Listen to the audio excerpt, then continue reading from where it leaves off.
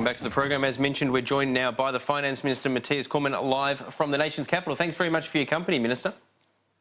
Good to be here. Let me start by asking you about these Bob Hawke ads in relation to Medicare. It's the first time that the former Prime Minister, one of the longest serving in the nation's history, the longest in Labor's history, has decided to do an advertising campaign since he was Prime Minister. And he's attacking your side of politics for being interested in privatising Medicare. He says, why else would there be a Medicare privatisation task force having been set up? It sounds like a fair point. Peter, Bob Hawke has clearly been misled by Bill Shorten. There is no such plan. Medicare today is stronger than it was under Labor. On your program, on Australian Agenda, a few weeks ago, none other than Labor's Shadow Minister for Health, Catherine King, had to concede that bulk billing rates are higher today than they were under Labor in government. I mean, this is just a complete Bill Shorten fabrication. What he's referring to is the fact that the government, as we should, is always looking at making sure that the administration of the payment system is as user-friendly and as efficient as possible, so that as much money as possible can be deployed to paying benefits. So let me ask you something about that, Senator. Sorry to interrupt. So when you say that's the Medicare privatisation task force's purpose, is that what it's called, a Medicare privatisation task force? Well, no, there is no such task force. I mean, it is a complete Labor invention. As I've said, Bill Shorten has completely misled Bob Hawke, and he should hang his head in shame over that. Medicare today is stronger than it ever has been. Bulk billing rates are higher today than they were when Labor was last in government. And I mean, Medicare has been in place for 30 years. It'll be in place for another 30 years and beyond that. What we're doing is making sure that for patients, when it comes to processing payments, that the system is as user-friendly and as efficient as possible. Because, of course, what we want to ensure is that as much of the limited taxpayer resources as possible go into paying for benefits to access healthcare services rather than on the administration. The major policy announcement today for the Labor Party seems to be the NBN. They're saying that they will roll it, not just fibre to the node, but all the way to homes. I think an extra $2 million or so. They can do it for $1 billion, they've told us. Have you had a look at these numbers? Well, look, I mean, you've got to remember that Labor's track record in relation to this. Under Labor, the NBN was the worst managed infrastructure project in the history of Australia. I mean, today we are making the NBN happen. Over the last month alone, more people were connected to the NBN than over the whole period of the Labor Party in government, over a whole 6-year period. So more people were connected to the NBN over the past month than over 6 years of Labor. Now, what Labor is telling us today is that they can do more faster for the same amount of money. I mean, it's just, as I said last week, with all of these sort of promises that Labor is making where the numbers don't add up, pigs will fly. It's just. I mean, Labor is making all these promises that where the numbers just don't add up, and people well remember their track record on the NBN. They know that Labor can't manage money. They've got a very bad history when it comes to the NBN. We are actually making it happen. We are delivering it. I see in my media alert that in around about 25 minutes from now, the Communications Minister, Mitch Fifield, is due to do a media conference, so we'll look to bring that live to some extent here on Sky News to see what he has to say, getting down into the weeds and the specifics. But I want to ask you about the Coalition announcement today around the Great Barrier Reef, an extra $1 billion.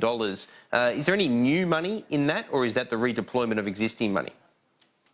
Well, it is the redeployment of existing money to the extent that it is money that was allocated, is allocated through the Clean Energy Finance Corporation, and we will be making $1 billion of that money available through concessional loans, through local governments and other organisations in the area to help build on the initiatives that we've previously put in place to protect the Great Barrier Reef. Okay, but that said, if there's no new money on it, what is being stripped of these funds, I suppose, in order for it to go to the Great Barrier Reef? Well, it is additional money designed and now directed towards protecting the Great Barrier Reef, but it is money that was part of the $10 billion allocation that had previously been made to the Clean Energy Finance Corporation. So what we're saying is that $1 billion dollars of the money that was allocated to the Clean Energy Finance Corporation will be directed at relevant initiatives to protect the Great Barrier Reef. You've got to remember, I mean, the Great Barrier Reef is obviously a very important asset, on the coast of Queensland. It's an important part of the tourism industry in Queensland. A lot of jobs in Queensland are connected to the heritage value of and the great environmental value of the Great Barrier Reef, and so this is an additional investment that builds on all of the work that Greg Hunt in particular has done in recent years to ensure that our Great Barrier Reef is properly protected. What are you guys doing tossing money into a stadium up in Townsville? It sounds like this is more pork barrelling than economic initiative by way of announceables. Well, the Prime Minister has said for some time that he's committed to an innovative cities agenda around Australia, and what we are looking at is at working with the local government and with the state government on an integrated plan for the precinct in and around the Townsville Stadium as part of a broader cities agenda and as part of a broader agenda to revitalise Townsville. One of our viewers has tweeted that you're wrong, dead wrong, when you say that the NBN was the worst managed infrastructure project in Australian history. He points out the Pink Bat scheme. Well, there you go. Well, I mean, the thing is, though, I mean, with this, well, the Pink Bat scheme was very bad. Your viewer is quite right there. But I guess if you look at the amount of money that was put at stake here in a very badly managed infrastructure project, then, I mean, you've got to say the NBN takes the cake. I mean, you've got to remember how this was all conceived. I mean, there was never a proper business plan at the outset.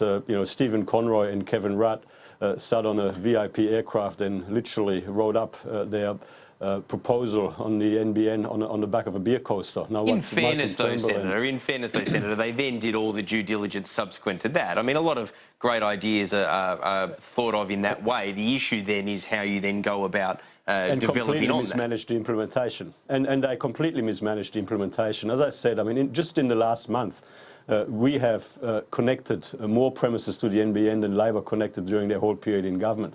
I mean, the whole project was a complete mess. We put a better board in place. We put better management in place. We've done all of the things that needed to be done in order to ensure that this project becomes a reality, as it must. And we just what we would be saying to the Australian people is, don't trust more unfunded Labor promises. Look at their track record. Look at everything else that they're currently promising with money they haven't got. Their numbers just don't add up. One final question before we run out of time, Senator. The company tax plan, it's a 10-year time horizon. I think you're going to look to legislate it so that big business has the certainty to be able to have that forward investment before the tax cut comes through. What happens, though, if growth isn't as high as anticipated under the modelling? We know how rubbery 10-year forecasts can be, not by ill intent, but just by the realities of the difficulties of such long forecast predictions. What do you do if growth comes in below where it's expected? It's going to create a huge hole in the budget. We are committed to our 10-year enterprise tax plan because of the challenges that we continue to face with lower global economic growth, with global economic headwinds coming our way. We need to ensure that we are in the strongest, most competitive position possible. And all credible economists will tell you that a more competitive company tax rate will help you boost investment, will help you boost productivity, generate stronger growth, and of course, over time, increase real wages. I mean, that is what the Labor Party once understood in the past. The only reason they've walked away from it is because they perceive that there's a political advantage in the context of an election campaign to run the sort of class warfare that Bill Shorten is running. A lot of people in the Labor Party have been very quiet in recent times, and they're just letting Bill Shorten run this negative left-wing campaign all on his own. Let's see what people in the Labor Party will have to say about his approach on this on the other side of the election. We'll see. Matthias Cormann, appreciate you finding the time to talk to us. Thanks once again.